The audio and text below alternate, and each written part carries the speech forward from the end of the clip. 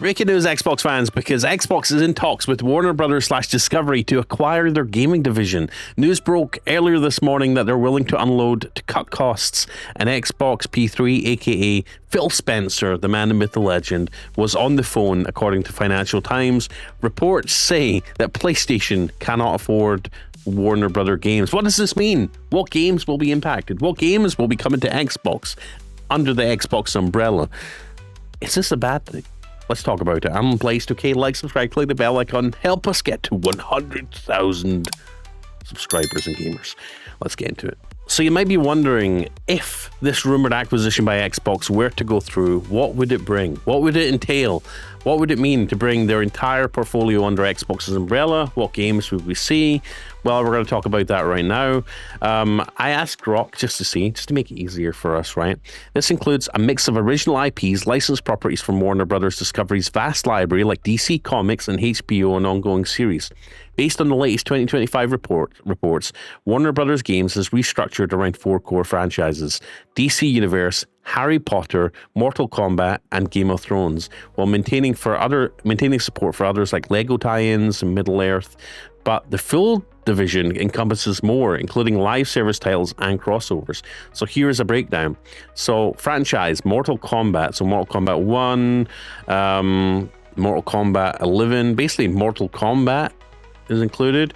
We've got DC Universe, so think Batman, Arkham series, Injustice series, Suicide Squad, Kill the Justice League, Wonder Woman, which is up and coming.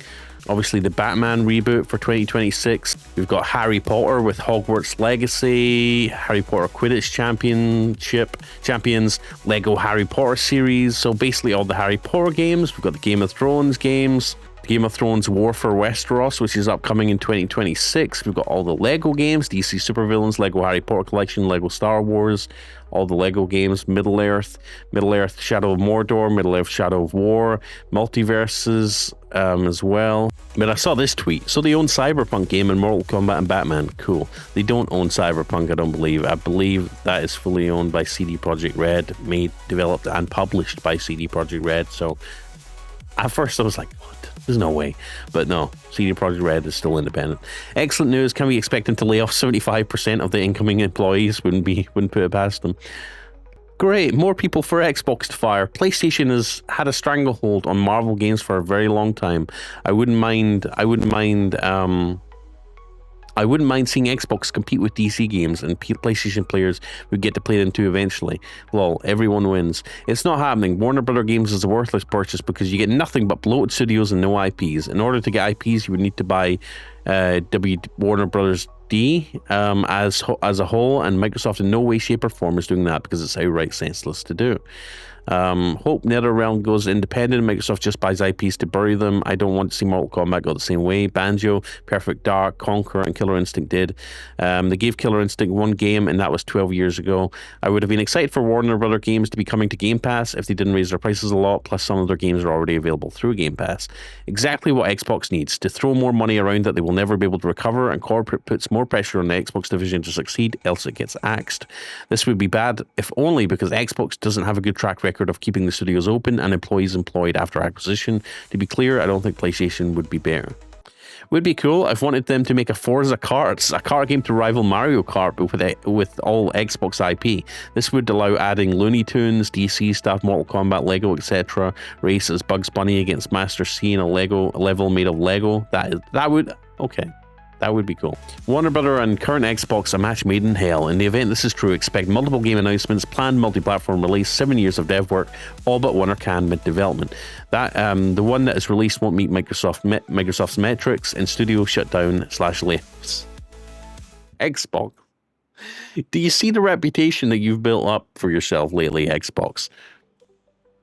It's not good. So yeah, basically we'll have to see. Obviously, if Phil Spencer was in the call, then something could be happening. I don't think it's going to be a big payoff for Xbox if they do this. I mean, I'm sure they could survive without the Mortal Kombat franchise, without DC Universe, Harry Potter, Game of Thrones, Lego games, Middle-earth. I mean, it's a nice little roster of things, but I wouldn't expect them to spend too much money on that. There's not a bunch of great franchises that have. I mean, there are some good franchises there. I mean, look, Hogwarts Legacy, obviously the Batman Arkham series was good, but maybe it's just best that they stay independent.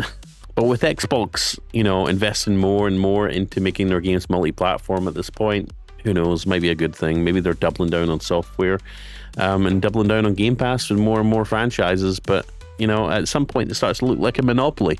But we'll see. Let me know what your thoughts are in the comments. Like, subscribe, click the bell icon if you oppose this or you support this. Either one, just hit the like, okay? And yeah, I'll see you in the next video on Blaze 2K.